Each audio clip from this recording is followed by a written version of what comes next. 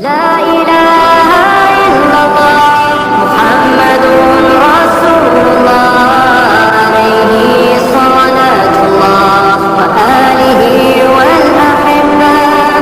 La ilaha illallah. Poin yang ketiga adalah al-maksiatu sababul hawan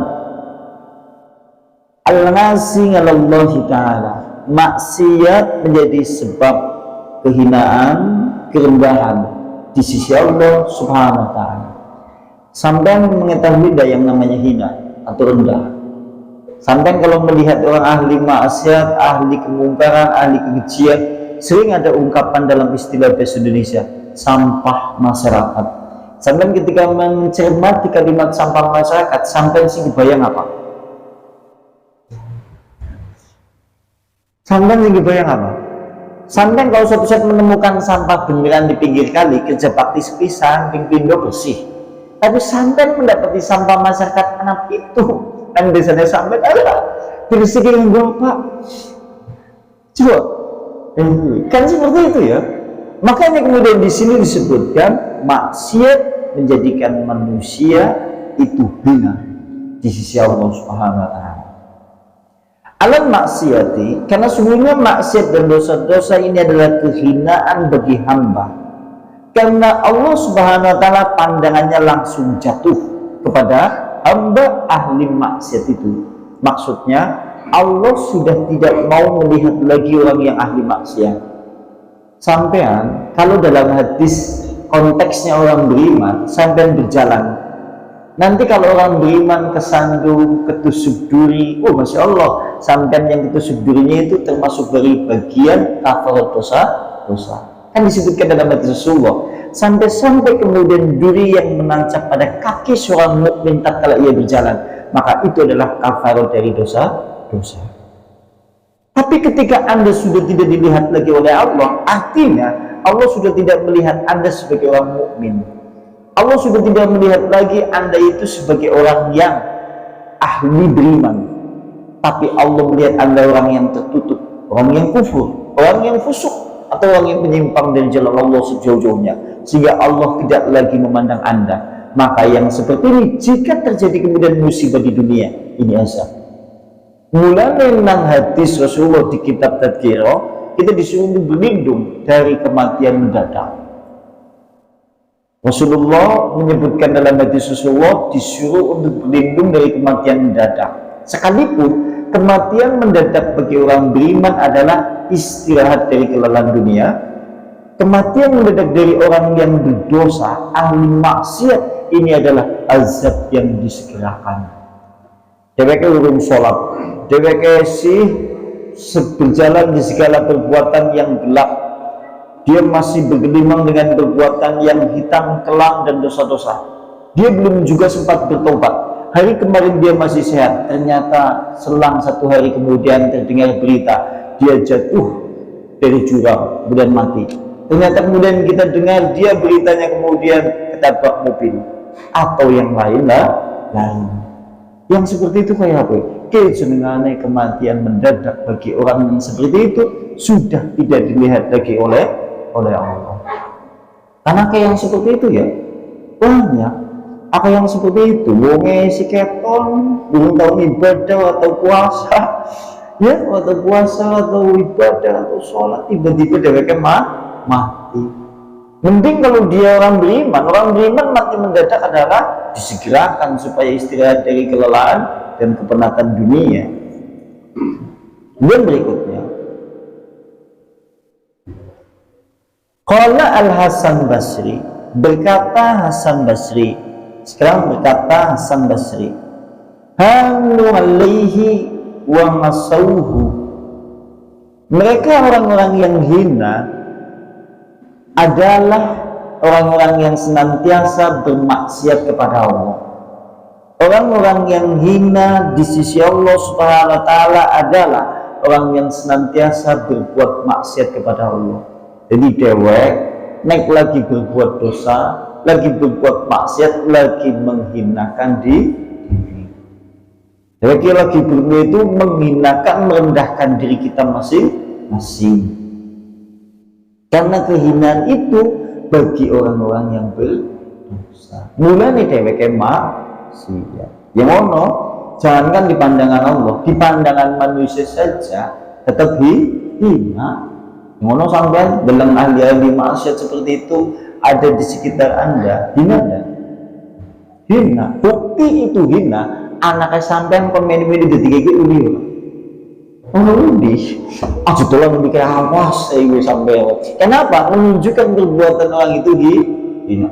Awas, nek tolong lebih kayak masih sampai nih gue. Kenapa? Menunjukkan hinanya. Itu. Dan berikutnya, walau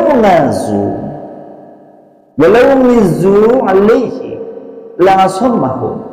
Kalau seandainya mereka itu adalah orang-orang yang mulia, tentunya akan banyak menjaga dirinya, tidak terjerumus pada dosa.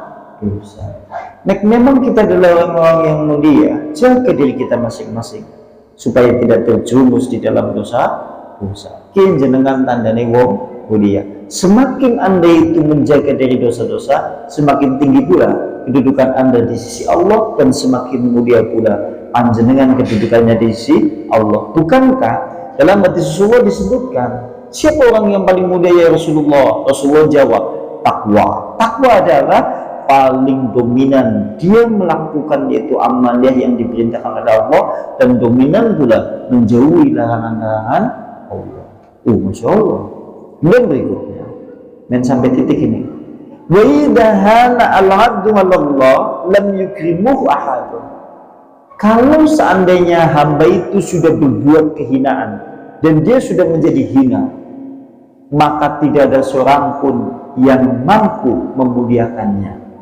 Nek wis dihina nang Allah, siapa pula yang kemudian hendak memuliakannya? Contohnya siapa? Contohnya Abu Lahab. Kalau dia itu sudah dihinakan oleh Allah, tidak ada seorang pun yang memuliakannya sama sekali. Buktinya apa? Buktinya suatu saat sudah sampai puncaknya, dia mengalami sakit, tubuhnya penuh dengan penyakit kusta, busuk, menimbulkan bau busuk pula, dan menular pula sehingga tetangga-tetangganya, saudara-saudaranya, sampai kemudian sanak familia menjauh darinya. Begitu kemudian dia mati, orang juga takut menguburkan jenazahnya. Akhirnya orang itu membuat jugangan. Lantas kemudian setelah membuat jugangan untuk orang mati itu selesai, jenazah atau mayit dari Abu Lahab didorong dengan kayu yang panjang galak. Dorong. Kenapa bisa seperti itu? Takut tertular penyakitnya, karena hina di pandangan Allah. Kemudian didorong seperti ini sampai kemudian jenazahnya jatuh ke lubang itu.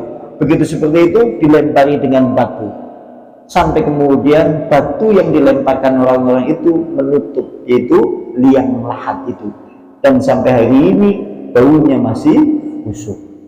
Kalau Allah sudah kemudian menghinakannya, siapa yang hendak memuliakannya? Tidak ada seorang pun yang mampu memuliakannya. Nanti wong tuane nganti pol-polan neng wis ina menungsa, nganti nang wong tuane wis banget mendedege kok wis ngana siki wis ora anggap anak kowe.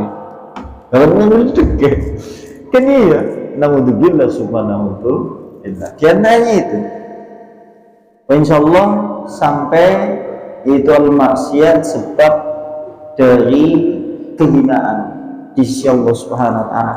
Besok yaitu besarnya maksiat dalam pandangan orang yang mukmin sekalipun maksiat itu kecil, dan ringannya perbuatan maksiat sekalipun itu besar dalam pandangan orang yang fajir. Sampai begitu. Oh ya, ini informasi buat panjenengan, ada yang mau mengikuti kajian lagi itu malam Senin itu ada di Masjid Baitul Rahim. Rencananya itu pakai kitab Muyunul Hikayah. Muyunul Hikayah itu kisah dari orang-orang soleh. Iya, insya Allah kisah dari orang-orang soleh di zaman dulu. Ada yang mau ditanyakan? Tafadhol silakan. Dia yang mau. Barakallahu fikum wa Allah berkahi. Orang yang tidak sholat sedang sakit. Ya. Ini risalah ya Bang. Panjenengan nanti buka Zaman sekarang kan banyak ya, di HP ada, atau panjenengan bisa beli buku. Buku rujukannya itu fikih sunnah dan fikih sunnah sahih, atau buku-buku kitab fikih. Panjenengan nanti begitu masuk di bab fikih, masuk di bab meninggalkan sholat. Nah, dalam konteks meninggalkan sholat itu diatur. Kalimatnya seperti ini. Man taroka sholatan, siapa saja yang meninggalkan sholat muta'ammidan, sengaja, yaitu dia sementara meninggalkan sholat dengan sengaja tapi beriman kepada sholat. Dheweke meninggalkan sholat tapi iman kepada sholat. Sing jenengane meninggalkan sholat iman kepada sholat menurut panjenengan pripun? Berarti dheweke yakin, oh ya nyungsiki memang ora sholat lah, tapi nyung ya percaya nek sholat ki memang wajib. Orang yang seperti ini dihukumi kufrun, kafir. La yahruju minal millah, tidak keluar dari agama. Kufur, tidak keluar dari agama. Berarti dia terhitung kafir, tapi tidak keluar dari agama Islam. Artinya, nek di kemudian hari dia tobat, memungkinkan dia menjadi muslim lagi. Tapi kalau mati di atas kekufuran itu ya sama, dia mati di atas kekafiran. Nah, kemudian berikutnya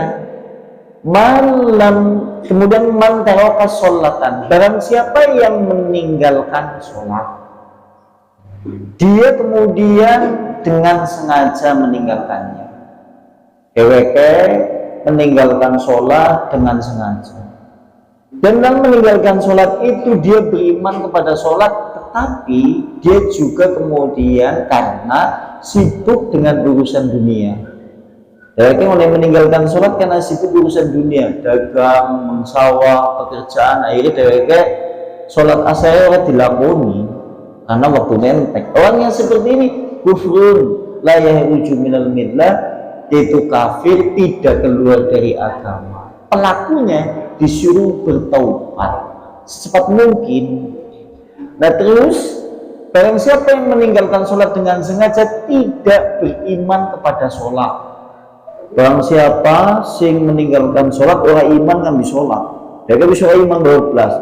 Wah, kan orang penting lah sholat pak, itu bisa. Dia kan bisa anak keimanan bisa sholat lah. Bahkan kemudian sholat itu sempat dilecehkan oleh dia. Yang seperti ini maka kemudian kufrun, kafir, yahruju minal millah, keluar dari agama. Nek orang beriman kan bisa. Ini hukum meninggalkan sholat seperti itu.